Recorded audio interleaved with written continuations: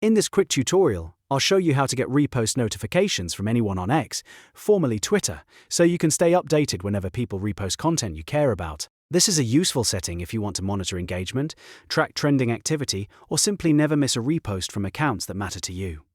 If this video helps, please hit the like button and subscribe for more fast social media tutorials just like this. Alright, let's jump right in.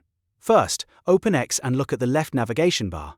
Click on More to expand the additional menu options. From there, click Notifications. This section manages how X alerts you across different activity types.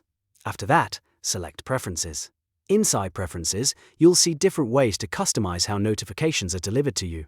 Now click Push Notifications. This menu controls what appears as a push alert on your device. Once you're in Push Notifications, scroll until you find the Reposts section. Here, you'll see an option labeled From Anyone. Toggle that on. This is the key setting that allows you to receive repost notifications from any user, not just people you follow. After enabling it, X will start sending you repost notifications based on that preference.